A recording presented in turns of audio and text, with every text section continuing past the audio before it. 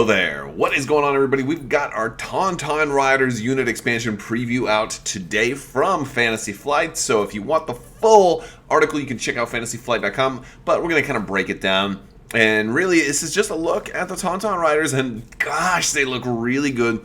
They make me want to cry out and build a Mario Kart style Tauntaun race board, which I think I'm probably going to do once these guys come out. Maybe use a pitch car track. If you're familiar with the game pitch car, it'd be like perfect for Tauntaun races.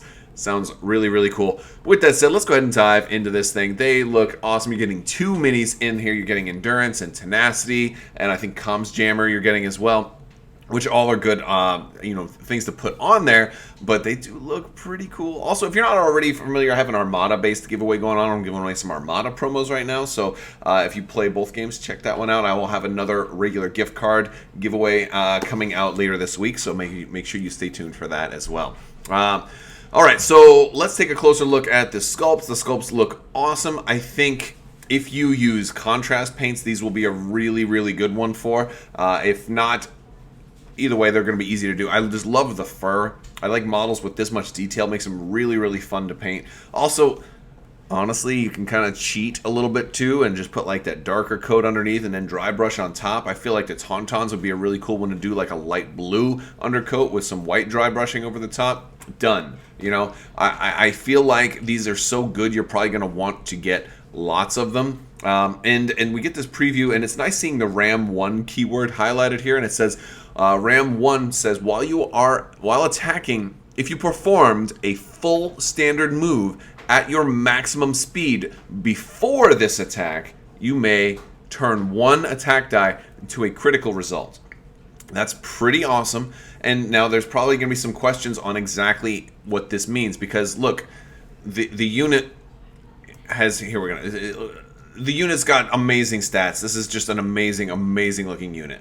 And the way Ram 1's going to work with them, you see it's on the weapon card, and because there's two minis, you're actually, if they're full health, you're actually going to have Ram 2, which is really cool. But let's look at the unit as itself. It's a support, has two minis, 90 points, so it's actually not that expensive for a really strong unit like it is. It's a very strong unit for 90 points, even without any upgrades. It's going to be really cool.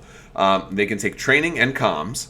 They have Agile 1, which means after you perform a standard move, gain a dodge token.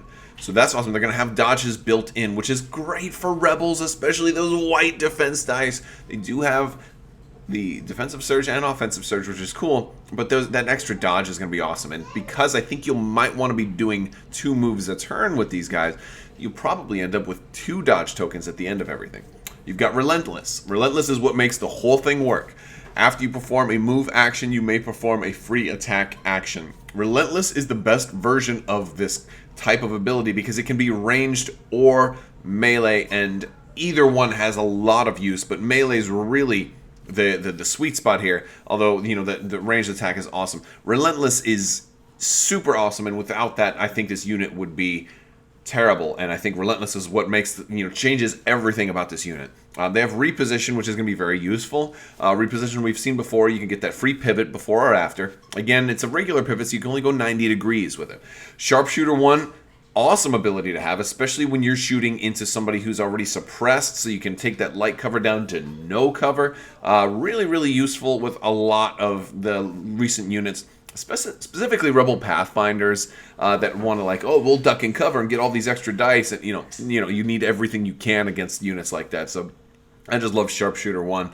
I prefer Sharpshooter 2. Heck, I'd love to have Sharpshooter 7 if it existed.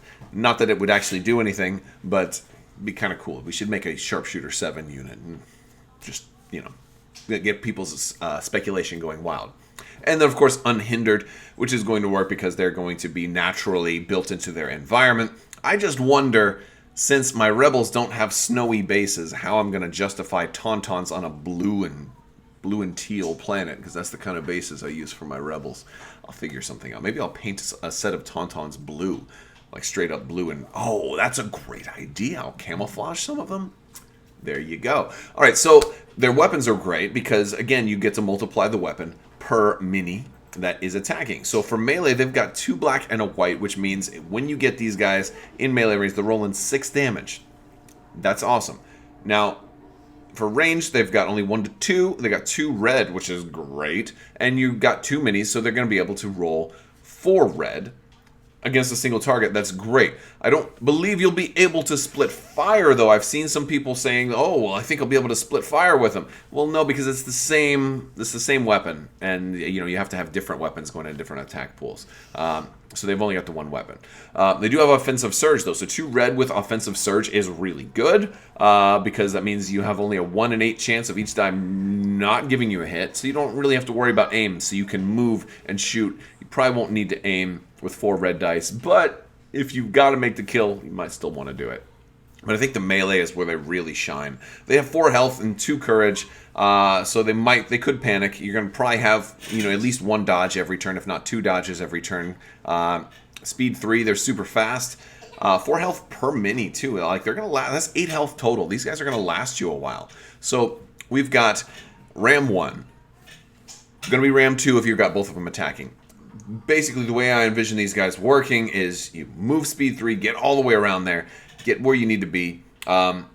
Since you've done a full move, then your next move where you ram, where you bump and trigger Relentless is not a full move because you're going to be doing a partial, but it is still a move action, so you'll get a dodge token for both moves. But the thing is, ram, you have to have done a full move. So your first action, if you were dreaming of doing an aim and a move and then bumping into somebody into melee and then triggering Relentless, you can do that, but you won't get the Ram 1 benefit. Basically, for all intents and purposes, Ram is going to require you to do 2 moves because the first move has to be a completely full move, and if you're bumping into somebody, it's not going to be a full move. Granted, there is that corner case where they do the full move and it just perfectly lines up, but the thing is that boils down to like micro measurements, and I think really if it's a full move, if it bumps, if it hits somebody else, then it's kind of not a full move, right? If you bump into somebody else,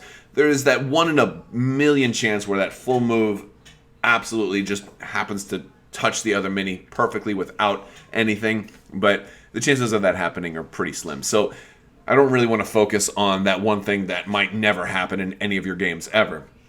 Realistically, it's going to be 2 moves you have to do. You do your first move, you're going to get a free a dodge token, and you can also reposition. All right, then you do your second move, then you bump into somebody. You've got Ram now. You got 2 minis, presumably, and you're going to be rolling 4 black and 2 white.